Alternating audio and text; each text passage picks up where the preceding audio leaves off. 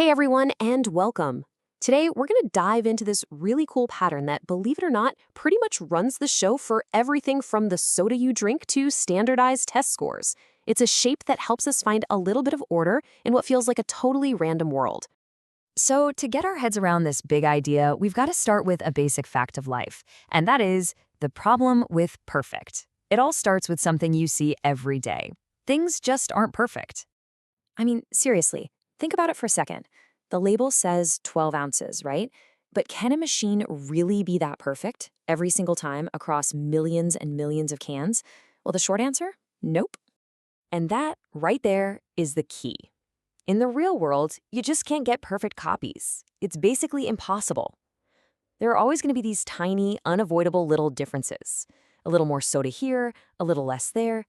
That's what we call random variation. Okay, but this is where things get really cool. When we actually go and measure thousands of these cans, all that randomness starts to, well, it starts to make a pattern.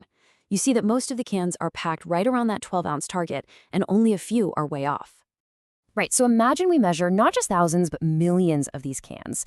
That blocky chart we saw, it would start to smooth itself out. It would look less like a set of stairs and more like this smooth, elegant curve. It becomes a predictable shape that shows us the pattern hiding in the chaos. And that predictable shape, well, that's the star of our show today. It's the bell curve, or what statisticians call the normal distribution, and it is hands down one of the most important ideas out there. I guarantee you've seen this thing before. Okay, so its fancy official name is the normal probability distribution, but yeah, pretty much everyone just calls it the bell curve. It just shows us how stuff is spread out. The peak, right in the middle, that's the most common result, and then it slopes down on both sides for the things that happen less often. Now, this incredibly powerful shape actually follows just a few simple rules. First, it's perfectly symmetrical. The left side is a perfect mirror image of the right. Second, the total area underneath the whole curve always adds up to 1, which just means 100% of all the possibilities. And third, the tails of the curve stretch out forever, getting closer and closer to 0, but never actually touching it. That accounts for those super, super rare events. But not all bell curves are created equal. Their shape all depends on how much variation there is. Think about it. If a machine is super precise, you get low variation. That makes a tall, skinny curve because almost everything is right near the average. But if the process is kind of sloppy, you get high variation, and the curve gets short and wide because the data is all spread out. Okay, so bell curves are awesome for understanding one thing at a time. But what happens when you want to compare, two totally different things? For that, we need a kind of universal translator. Yeah, how do you compare apples and oranges? Or in our case, how in the world do you compare something like SAT scores with an average around 10, 20 to the volume of a soda can with an average of 12? I mean, they're on completely different planets scale-wise. It sounds impossible, right? But it's not. The magic trick here is something called a z-score. Now, to get it, you need to know about standard deviation. Don't worry, it's simple. It's just a number that tells you how spread out everything is. The z-score then acts like a universal ruler. It tells you exactly how many of those standard deviations any single point is away from the average. And figuring it out is actually super easy. You just take your value, the number you're curious about, then you subtract the average from it, and finally you divide that result by the standard deviation. That's it. The number you get is your z-score, and it instantly puts everything on the same scale. All right, now we've got this awesome new tool, this z-score, so we can finally go back to our original soda can problem and actually get a real solid answer. Okay, so let's get back to the original question. What's the probability that a random can has less than 11.97 ounces?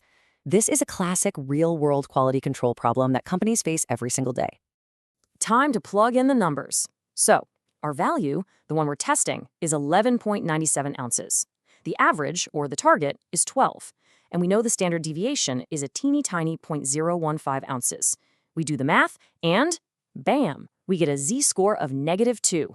That just means a can with 11.97 ounces is exactly 2 standard deviations below average.